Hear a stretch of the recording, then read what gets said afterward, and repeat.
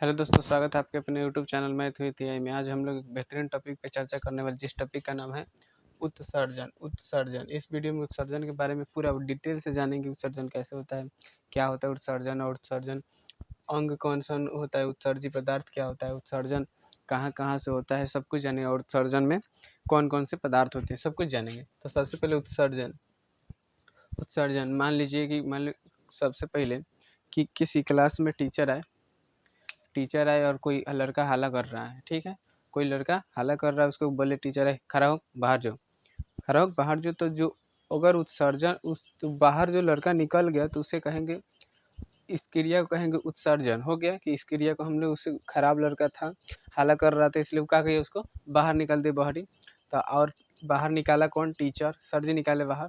तो इसलिए सर जी को क्या कहेंगे, उत्सर्जन उत्सर्जन अंग कहेंगे। और जो बाहर निकल गया लड़का जो खराब था, उसे कहेंगे उत्सर्जी पदार्थ कहेंगे। इसलिए इसको अगर परिभाषा में कहें तो शरीर में बनने वाले विषैले युक्त यानी कि बेकार पदार्थ को, खराब पदार्थ को, अपशिष्ट पदार्थ को बाहर निकालने की क्रिया को ही क्या कहते हैं, तो उत्सर्जन कहते हैं। समझ में आ गया। उत्सर्जन किसे कहते हैं कि किसी भी तरह का या फिर किसी भी हर जगह पे कोई खराब होता है तो उसे बाहर निकाल देना है, क्या कहलाता है, उत्सर्जन कहलाता है। अब बाहर निकालने जो निकालेगा उसे कहेंगे उत्सर्जन अंग। और जो बाहर निकल के गया जो खराब था उसे कहेंगे उत्सर्जी पदार्थ कहेंगे। तो आपको लगभग तीनों समझ में आएगा। उत्सर्जन किसे कहते हैं, उत्सर्जन खराब चीज़ को निकालना ही क्या कहते हैं, विषैले पदार्थ को निकालना है, उत्सर्जन कहलाता है।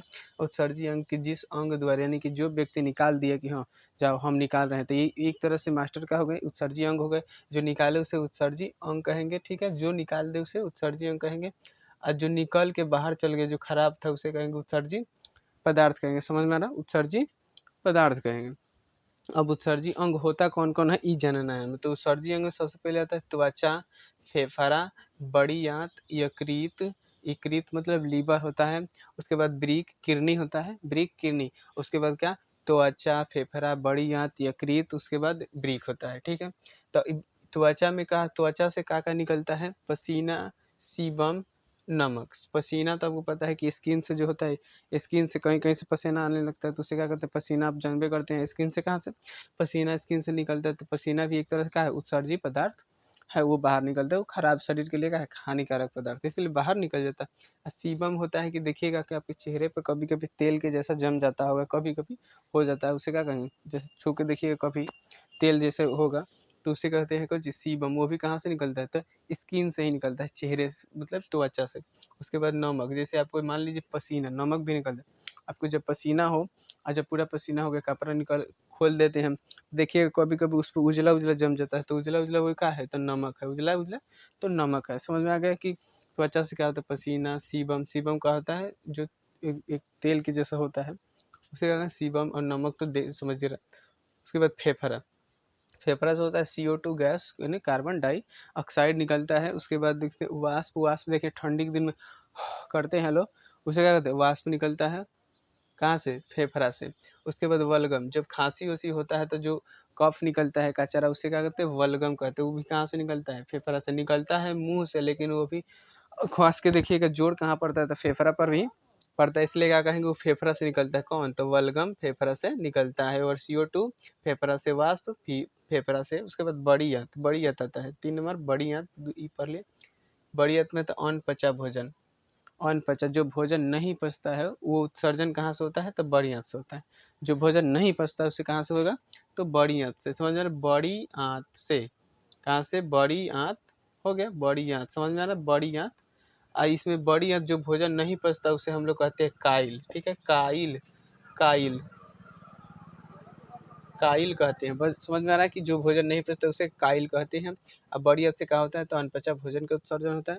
उसके बाद आ गया है यकृत, यकृत आता है कौन सी, यकृत। यकृत में अमोनिया को यूरिया में बदलना। और यकृत क्या करते हैं, तो अमोनिया को यूरिया में बदल देता है, जो कि हमारे शरीर के लिए अमोनिया सबसे क्या है, खतरनाक चीज़ है, खराब है, और बनता भी जो जल्दी है। तो अमोनिया को यूरिया में बदल देता है कौन, लीवर, यकृत। लेकिन फिर यूरिया जो होता है ना, 1-2 घंटे के बाद फिर अमोनिया में बदल जाता है, फिर यूरिया में बदल, फिर अमोनिया में बदल जाता है। तो इसलिए जो यूरिया में बदल देता है ना ये अमोनिया को, उसे पेशाब के रास्ते लोग बाहर निकाल देते हैं। तो इसलिए देखिएगा कि कहीं कहीं दीवार पर लोग बहुत ज़्यादा पेशाब कर देते हैं तो दीवार पीला हो जाता है, जगह भी इतना बदबू मरता है, किसके कारण? तो यूरिया तो निकला था पेशाब के रास्ते, यूरिया निकल जाता है पेशाब के रास्ते, लेकिन अभी बोलो कि एक डेढ़ घंटे के बाद फिर भी क्या बन जाता है, वो जाके अमोनिया बन जाता है, कौन सी में? अमोनिया में बदल जाता है, इसलिए वहाँ बहुत ज़्यादा बदबू, बहुत ज़्यादा, समझ में? कि क्या होता है कि यकृत क्या होता है, अमोनिया को यूरिया में बदल देता है। और उसके बाद है ब्रीक, ब्रीक मतलब किरनी, किरनी। यूरिया मतलब ब्रीक से कौन कौन उत्सर्जित होता है? यूरिया, यूरिया मतलब पेशाब के रास्ते से ही आता है, तो उसे क्या कहें? यूरिया ब्रीक के रास्ते से आता है, ठीक है। तो यूरिया ब्रीक से होता है पेशाब का उत्सर्जन, मतलब यूरिया का भी उत्सर्जन होता है और पेशाब का भी उत्सर्जन होता है, कौन चीज़ से? तो ब्रीक से। ब्रीक जो होता है एक मनुष्य के लिए मुख्य उत्सर्जी अंग है, ठीक है, मुख्य उत्सर्जी अंग है, कौन सा? ब्रीक, ब्रीक मतलब किरनी, समझ में आ रहा है? यहाँ तक कुछ दिक्कत नहीं, उत्सर्जी अंग में उत्सर्जी पदार्थ। तो इधर देख लेते हैं किडनी को, इस तरह से किडनी की संरचना होती है, इधर एक किडनी इधर होता है, एक किडनी इधर होता है, तो इधर ब्रीक लिख दिए हैं हम, ब्रीक लिख दिए हैं, और इधर यहाँ पर एक इस तरह से रूखर संरचना पाई जाती है जिसे हम लोग कहते हैं अधिब्रीक, क्या? अधिब्रीक कहते हैं, अधिब्रीक, अधिब्रीक कहते हैं, क्या? अधिवृक्क इधर कहते हैं, यहाँ पर मूत्राशय है, यहाँ पर क्या होता है? मूत्र का होता है, यहाँ पे आके स्टोर होते हैं, इनके स्टोर है, जैसे गोदाम नहीं होता है कि सामान सारा स्टोर कर दिया कहीं एक दुकान में धीरे धीरे ले जाके बेचते रहे, वही यहाँ पे पेशाब का होता है, स्टोर होता है, और यहाँ से क्या होता है? फिर पेशाब के रास्ते मूत्र मार्ग यानी कि निकलता है कभी। अब पेशाब यहाँ स्टोर कितना हो सकता है? तो 500 ग्राम यानी कि आधा लीटर मैक्सिमम का हो सकता है, स्टोर हो सकता है, कितना? 500 ग्राम पेशाब स्टोर हो सकता है। उसके बाद देखिए यहाँ पर, यहाँ तो टोटली हम लोग देख लिए कि ब्रिक है, अब एक तरह एक से अलग निकाल के एगो ब्रिक को देखते हैं, एगो अलग ब्रिक को निकाल के देखो, तो यहाँ पर जो देखिएगा कि इस टोटल को तो हम लोग क्या कहते हैं? अंदर वाले भाग को मेडुला कहते हैं, क्या? मेडुला, ध्यान रखिए कि अंदर वाले भाग को मेडुला कहते हैं, और ये जो हमने काले काले कर दिए है ना यहाँ पर, इसको कहते हैं कार्टेक्स, कार्टेक्स, और इस रास्ते को कहते हैं रेनल हीलियम, रेनल हीलियम। यहीं पर क्या बनता है? अमोनिया का निर्माण होता है, कहाँ पर? यहीं पर अमोनिया का निर्माण होता है, यह जगह पर। यहाँ तक समझ में आ गया? तो हो सकता है तो आप इसको स्क्रीनशॉट ले लो, उसके बाद आगे बढ़ते हैं हम लोग। यहाँ से देखिए किडनी के कार्य, किडनी के कार्य, सबसे पहले किडनी, नाम क्या है? किडनी, इंग्लिश में इसको क्या कहते हैं? हम लोग किडनी कहते हैं, हिंदी में ब्रीक, उसको इसी को उर्दू में गुर्दा कहा जाता है, इसी को गुर्दा कहा जाता है, ठीक है, इसी गुर्दा। इसका है मुख्य उत्सर्जी अंग है, कौन? तो ये ब्रीक जो है यानी किडनी जो है, क्या है? मुख्य उत्सर्जी अंग है, इंसान के लिए मुख्य उत्सर्जी अंग है। उसके बाद है रक्त को छानता है, ये क्या करता है? रक्त को छानता है, रक्त को शुद्धिकरण नहीं करता, रक्त को शुद्धिकरण फेफड़ा करता है, छानना शुद्धिकरण में बहुत अंतर है, क्योंकि ये सिर्फ क्या करता है?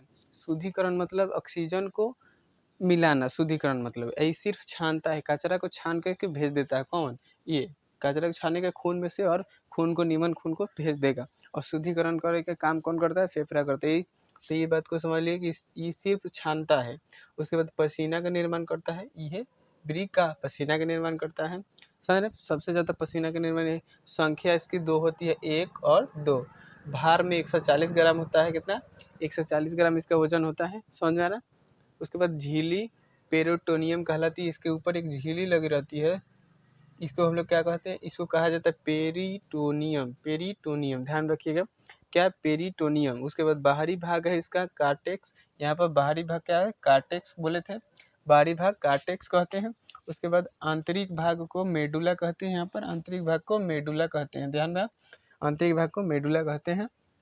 उसके बाद प्रवेश द्वार रेनल हीलियम कहलाता है, प्रवेश द्वार यहाँ से है, जो द्वार है इसको क्या? रेनल हीलियम कहलाते हैं, यहीं पर क्या होता है? अमोनिया का निर्माण होता है बहुत ज़्यादा। उसके बाद यहाँ पर हो गया इकाई, इकाई, इसका मतलब इकाई मतलब होता है कि कोई भी चीज़ बना है तो सबसे उसकी छोटी चीज़ बनाओ किससे? जैसे दीवार बना है तो उसके लिए सबसे छोटी इकाई ईंट हो सकता है, इसीलिए इसी का गुर्दा यानी कि किडनी के सबसे छोटी इकाई क्या होता है? तो नेफ्रॉन होता है, एक नेफ्रॉन में 10 लाख, एक किडनी में 10 लाख नेफ्रॉन पाए जाते हैं, तो इसी से क्या होता है? एक किडनी का निर्माण होता है। समझ में आ गया? यहाँ तक कोई दिक्कत नहीं है, तो उम्मीद है कि आपको समझ में आएगा, तो इसलिए स्क्रीनशॉट इसका सबसे पहले ले लें। अब यहाँ से देखेंगे ये क्या होता है? नेफ्रॉन होता है, नेफ्रॉन के बारे में जानेंगे। सबसे पहले हम लोग नेफ्रॉन जानते हैं, नेफ्रॉन, ये देखिए नेफ्रॉन की संरचना इस तरह से पाई जाती है। जब देखिए क्या होती है, एक इकाई होता है गुर्दा, हेतु जी तो गुर्दे होता है, उसमें पाया जाता है 10 लाख नेफ्रॉन, 10 लाख नेफ्रॉन पाया जाता है। इसमें पता कहीं से चलेगा, तो बहुत ज़्यादा जूम करके देखा गया तो देखा गया कि नेफ्रॉन इस तरह के होता है। तो इसमें एक यहाँ पर गुच्छा की तरफ भाग होता है, गुच्छा की तरह होता है, इसी को कहते हैं ग्लोमेरुलस, ग्लोमेरुलस कहते हैं। और इधर ये कटोरी जैसा जो है इसे कहते हैं बोमेन संपुट, बोमेन संपुट, क्या बोमेन संपुट है, इसको कहते हैं नेफ्रॉन, ठीक है, इसे नेफ्रॉन कहते हैं। तो सबसे पहले हम लोग जानते हैं कि ग्लोमेरुलस का कार्य क्या होता है, बोमेन संपुट का कार्य क्या होता है, उसके बाद नेफ्रॉन का कार्य क्या होता है। तो बोमेन संपुट का कार्य होता है अल्ट्रा फिल्ट्रेशन का कार्य करता है, अल्ट्रा संपुट ग्लोमेरुलस काम करता है। जैसे मान लीजिए कि खून आता है ना, जो ब्लड, उसे साफ कर छान देता है कि उसमें जो भी है यूरिया ग्लूकोज, जितना यूरिया अमोनिया जितना भी खराब चीज़ है क्या करता है यहाँ पर छानता है। लेकिन सोच रहे क्या करता है कि कभी कभी अच्छो चीज़ को छान देता है, इतना ही बैल है कि अच्छो चीज़ को छान देता है, इधर भेज देता है कि जाओ जाओ तुम हो जाओ।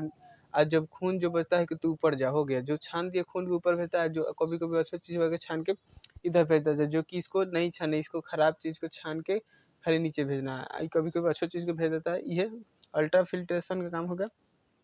उसके बाद रक्त से कचरे को छानता है, यही मतलब कि रक्त से क्या करता है, जो जितना भी कचरा होता है क्या करता है, छान लेता है। कौन, ग्लोमेरुलस, ये गुच्छे जैसी भाग जो है इसे ग्लोमेरुलस कहते हैं, और ये क्या छान लेता है और शुद्ध रक्त को वापस भेज देता है, कि शुद्ध रक्त को वापस फिर भेज देता है।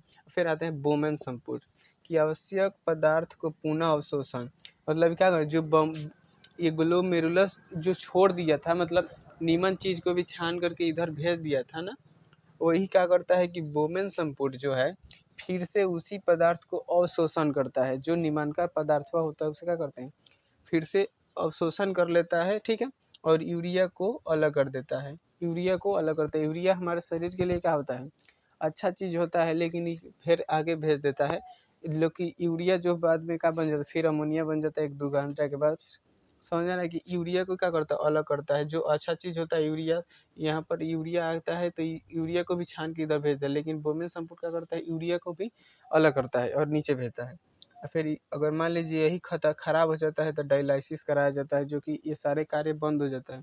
मान लीजिए किसी का किडनी खराब हो जाता है तो डायलिसिस कराया जाता है, समझ ना, डायलिसिस कराया जाता है, जो कि मशीन की तरह एक काम करता है। मशीन के पास बैठ करके उसे खून निकाला जाता है, खून को साफ किया जाता है, फिर खून को चढ़ा दिया जाए, यही काम यही नहीं करता है, खून को साफ करता है, खून भेज देता है, वही मशीनों करता है, खून को निकाल लिया जाएगा, खून को साफ किया जाएगा, फिर आपके खून को चढ़ा दिया जाएगा, बस हो गया।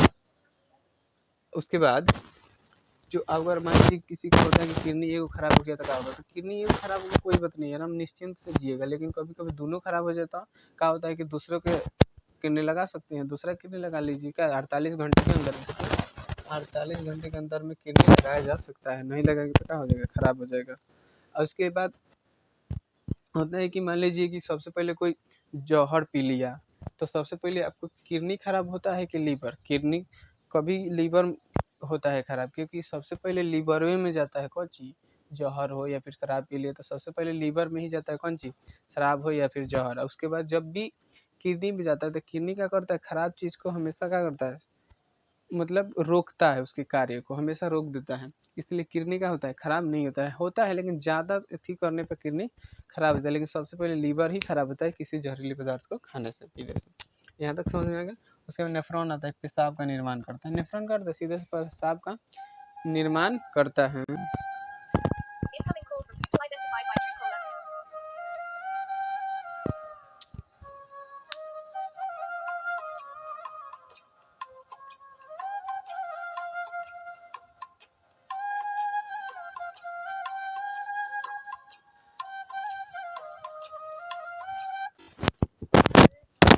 यहाँ से हम लोग देखेंगे क्या, पेशाब, पेशाब क्या होता है, तो पेशाब में जल 96% जो पेशाब निकलता है शरीर से उसमें 96% जल होता है, 2% यूरिया होता है और 2% अन्य पदार्थ होते हैं, ठीक है, अन्य पदार्थ है। अब पेशाब का पीएच 4.8 होता है, तो जब 4.8 होता है पीएच, तो जाहिर सी बात है कि कैसे होगा, अम्लीय होगा। कौन, पेशाब कैसे होगा, तो अम्लीय होगा, ठीक है, अम्लीय। अब पीला होता है यूरोक्रोम के कारण, पेशाब देखिए किसी किसी का पीला हो जाती है, फिर बुखार के समय में या फिर ज़्यादा गर्मी होता है तो पीला हो जाता है, किसके कारण, तो यूरोक्रोम के कारण होता है।